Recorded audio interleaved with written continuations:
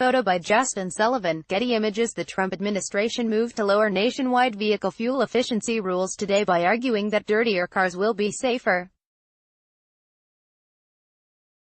The administration is also trying to take away California's power to set its own greenhouse gas emissions standards and zero-emission vehicle program, which are initiatives that many other states around the country have followed for years. It's a move that fulfills two of President Donald Trump's common goals, undercutting Barack Obama's policies and weakening environmental regulations.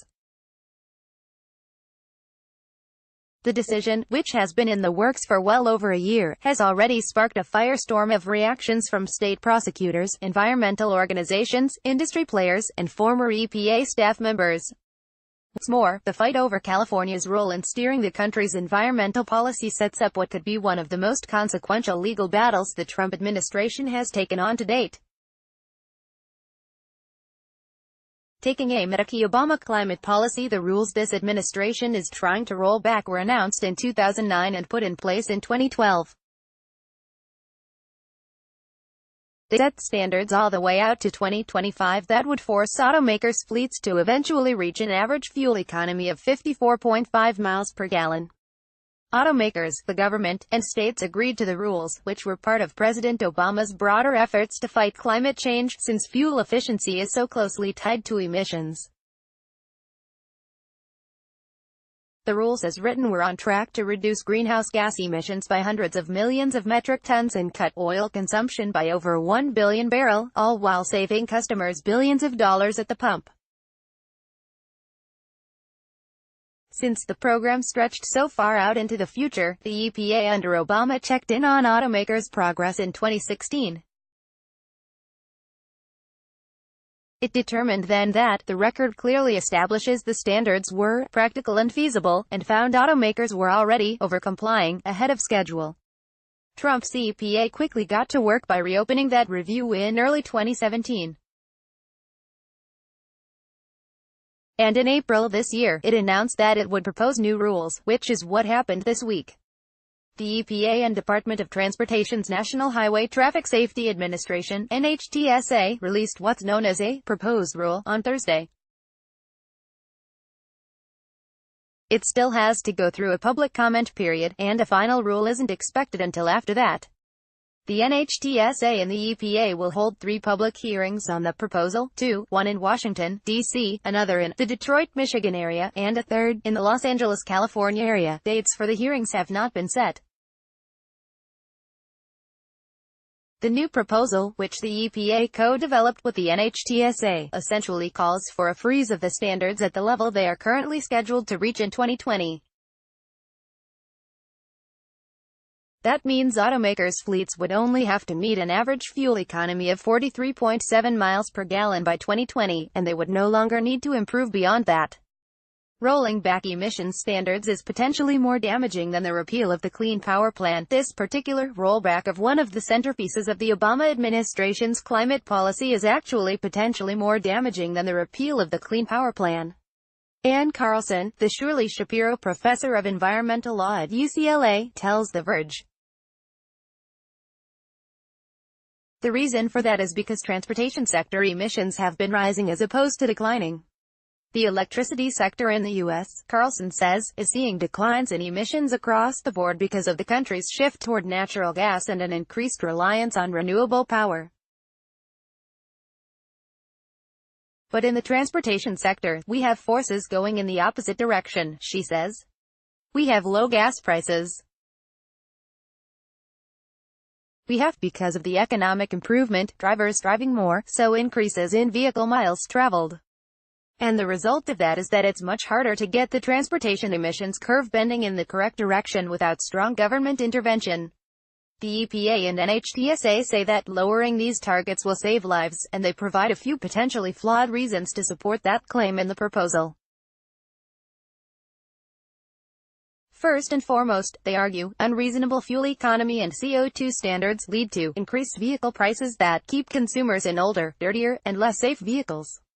The agencies then point to a February 2018 Kelley Blue Book analysis that shows the average new vehicle transaction price recently passed $36,000, which represents an increase of more than $3,000 since 2014.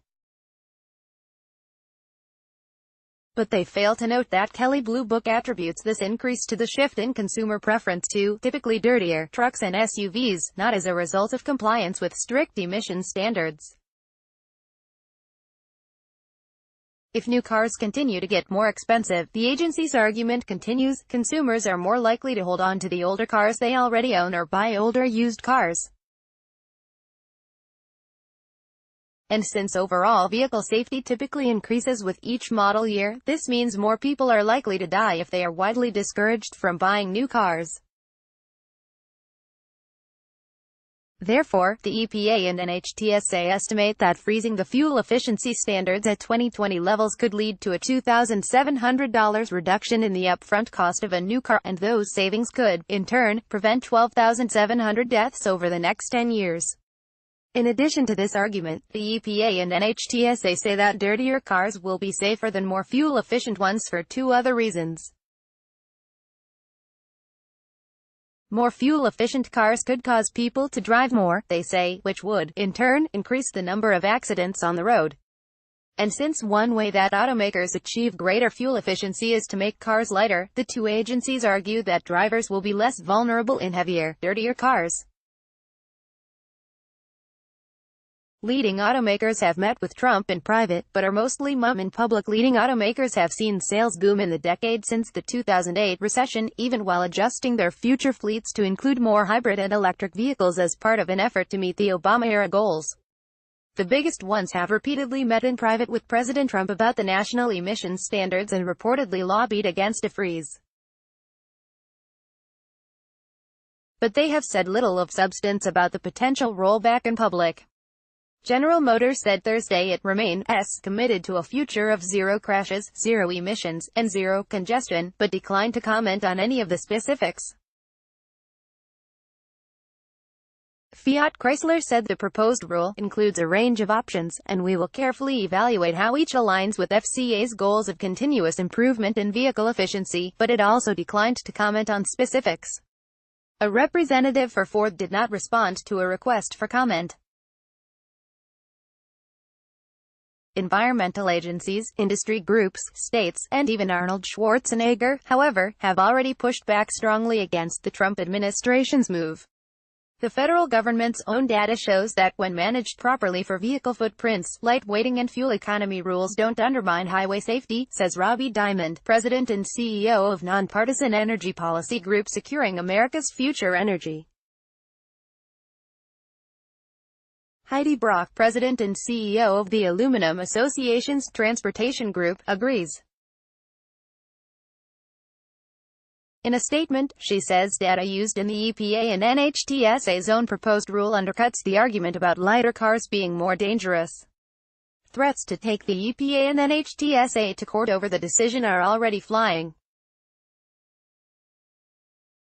The Trump administration is handing automakers years of uncertainty and litigation, says Ben Longstrath, the deputy director of the Natural Resources Defense Council's Federal Policy, Climate, and Clean Energy Program. We would prefer a different path, but if the administration finalizes this terrible proposal, we'll have to see them in court. A coalition of 20 state attorneys general, including California Ag Xavier Becerra and New York Ag Barbara Underwood, said the attempted rollback will cost consumers hundreds of billions of dollars, and it puts the health of our children, seniors, and all communities at risk. The group threatened a lawsuit once the rule is finalized. Becerra is already leading 17 states in a lawsuit over the decision to revisit the standards in the first place. Acting EPA head Andrew Wheeler reportedly pushed the White House to ease off the rollback. At first glance, this proposal completely misrepresents costs and savings. It also relies on bizarre assumptions about consumer behavior to make its case on safety, California Air Resources Board (CARB) head Mary D. Nichols said in a statement. CARB will examine all 978 pages of fine print to figure out how the administration can possibly justify its absurd conclusion that weakening standards to allow dirtier, less efficient vehicles will actually save lives and money. Some of the pushback over the decision has even reportedly come from inside, and even atop, the EPA. Acting EPA Administrator Andrew Wheeler reportedly sharply questioned the auto fatality numbers that the standards rollback is partly built on, according to the New York Times. Wheeler feared that if they are proven faulty, that will undermine the legal case for the rollback, sources told the paper. Additionally, the Washington Post recently obtained part of an internal presentation from the EPA's Office of Transportation and Air Quality that warned the proposed rulemaking contained a wide range of errors, use of outdated data, and unsupported assumptions. On a call with reporters on Thursday, the NHTSA's acting administrator Heidi King and the EPA's assistant administrator Bill Wareham did not deny those claims when they were asked whether the proposed data was sound. The EPA's assistant administrator admitted this proposal will weaken the protections of public health and the environment. The great detailed analytical information, assumptions, data files, and even the models themselves are posted on our website today for public review, King said. We are open to, and we, in fact, encourage, rigorous review of all the quantitative information used in this rulemaking. This is complicated stuff. Eventually, we just have to call balls and strikes, put our analysis out there, Wareham said. What really matters is when we get to the final rule stage, and what matters then is to have the very best analysis we can. Wareham also admitted that freezing the standards would make the country's citizens more vulnerable to negative health effects as a result of climate change, but he argued that the calculations the EPA and NHTSA have made about the number of lives they think will be saved is worth that trade-off. The very most important thing about this rule is, yeah, if we lock in the 2020 standards, we're not getting as much emissions reduction as we otherwise would have, and that translates into incrementally less protection of health and the environment, he said. But balanced against that, our current analysis shows we get substantial improvement in vehicle highway safety. And when you monetize the improvement in highway safety and compare that to the monetized value of the health and environmental protection from emissions control, the highway safety numbers swamp the environmental numbers. This has to go down in the books as one of the dumbest decisions ever, Massachusetts Attorney General Maura Healey warned the Trump administration on a call with reporters to gear up for a big fight over the proposal. We've seen a lot of stupid, harmful decisions by the Trump administration and the EPA, she said. But this has to go down in the books as one of the dumbest ever, when you think about the harm to the air quality and the health of our children and communities, the harm to the consumers at the pump, and frankly, the harm to an auto industry that has already taken steps in light of the Obama administration's rules to innovate, to make more efficient cars, and a product that they would be able to sell here and across the world. Trump v.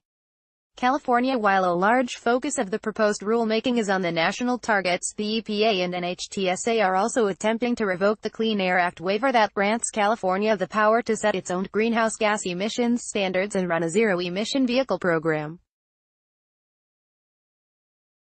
Because California was already setting its own aggressive environmental standards before the Clean Air Act was signed into law in 1970, the state was allowed within the framework of the legislation to obtain waivers to the federal program. That special authority is what has allowed the state to be so progressive with its environmental rules over the last few decades, and many other states now follow its lead, including a dozen that have adopted its vehicle emissions standards. The Trump administration has sparred with California on a number of issues since the election, but this could be the biggest legal fight yet between the two sides.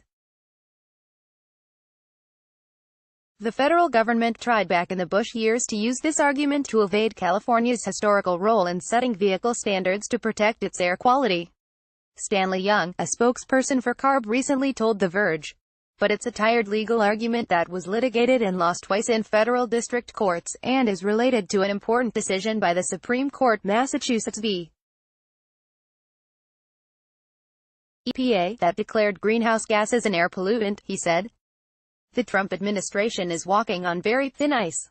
The EPA and NHTSA argue in the proposal that since all states experience effects from climate change, California isn't unique, and therefore it doesn't have compelling and extraordinary circumstances to set its own greenhouse gas emissions standards. A big question going forward will be whether the federal government has the authority to revoke waivers already granted for these specific standards and programs. Under the Clean Air Act, there is no provision for revoking waivers, so the Trump administration is walking on very thin ice, Margot Oge, the former director of the EPA's Office of Transportation and Air Quality under President Obama, said on a call with reporters. There is no way that this awful approach is going to succeed in court. Oge, who helped design the original standards that were put in place in 2012, called the reversal attempt politically motivated, and said this was a very sad day for her personally. Hundreds of engineers worked around the clock with California's engineers. We went to every company in the U.S. We had companies coming from Asia and from Europe to negotiate those standards. People missed birthday parties, they missed holidays. Forget about vacations. I personally missed my youngest daughter's engagement party because we were working so hard to do something so extraordinary, she said. What happened in 2012 was the most extraordinary thing that I have done in my career of 32 years at EPA, but more important, this is a sad day for our country, the citizens, and our planet as a whole, she added.